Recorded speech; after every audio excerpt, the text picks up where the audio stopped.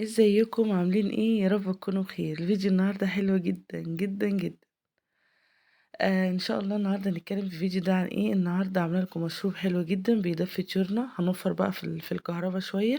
هنعمل مشروب يدفي الطيور وكمان يرفع لي مناعتهم، يحفزهم جدا على الاكل، ينشط نموهم. يعني مشروب من الاخر كده. بيقولوا 3 في 1، لا ده 10 في 1 بقى. صلي على الحبيب المصطفى، اللهم صلي وسلم وبارك على سيدنا محمد. حطي لايك جميل زيك الفيديو. خليكي معايا للاخر. طبعا احنا كلنا واجهنا مشكلة الايام اللي فاتت ان الجو ساقع جدا. يعني الطيور ما كانتش مستحملة، كنا بنحط بدل اللمبة 2. تمام. فطبعا سحبت حرارة جامدة، سحبت كهرباء كتير قصدي. طبعا. وده مش هينفع. احنا طبعا لما بنربي في البيت بنربي عشان نوفر. فطبعا الكهرباء طبعا يعني لما تشغلي لمبتين دي حاجة صعبة أوي، يعني تسحب كهرباء شديدة بجد. فان شاء الله عملت مشروب حلو جدا، يعني يقوي مناعتهم ويدفيهم كده بقى، ونبتدي نطفي بقى لمبة من الاتنين عشان اولا اولا الكهرباء تقل، ثانيا عشان يبتدي الفرخ معاكي يبتدي يتعايش مع الجو. يعني يبتدي يتعايش شوية مع الجو. خلاص تمام. هقولك انا بعمل ازاي وبوفر في الكهرباء ازاي. بس يعني فضلا وليس امر، ارفعي لي الفيديو بتاعي ده بلايك حلو منك وتعليق، شجعيني فيه. بص يا حبيبة قلبي، اول حاجة انا طبعا مدفيه طيوري ومهوياها. لو دفيتي طيورك وكتمتي عليها في الجو البرد ده، الطير بتاعك هيعطس ويجيله برد واسهالات. هتبقى معاكي من اول الدوره لاخر الدوره. خلاص تمام. فده حلها ايه من الاول كده اختصارا للموضوع ده. عشان الطير بتاعك ما يجروش برد على طول، حاولي ان انت زي ما بتدفي المكان هويه. انا على طول مرارا وتكرارا بقولك زي ما بتدفي هوي المكان. يعني يبقى زي ما مشغله لمبه حراريه.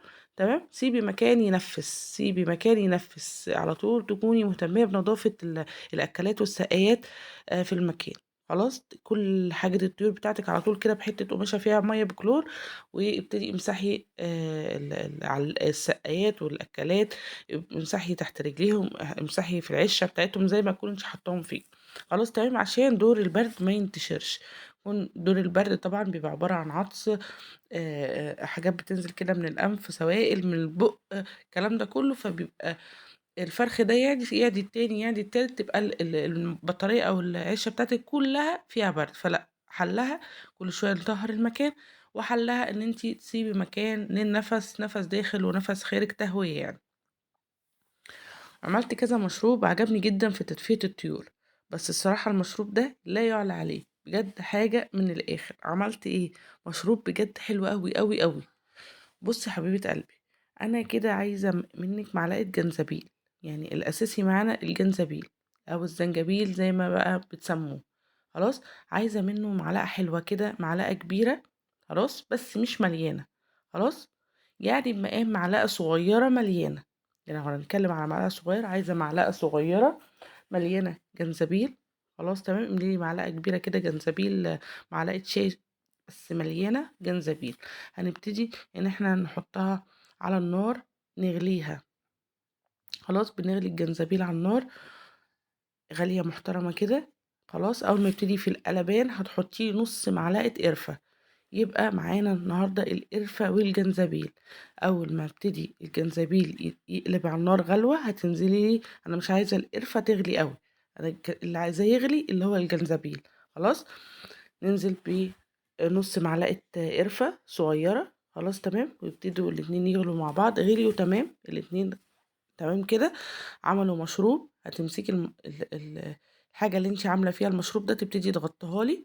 خلاص عشان اي زيوت، اي المواد الفعالة والحاجات الحلوة اللي تبقى في المشروب ما لازم نكتب ما تطيرش منه يعني. خلاص. غطينا المشروب بتاعنا. نبتدي اول ما يبتدي يهدى كده خالص، ينفع تبتدي تشربه. مش عايزاه ساقع ومش عايزاه سخن، عايزاه يهدى. تبتدي تجيبي لي ليمونتين حلوين تعصريها عليهم.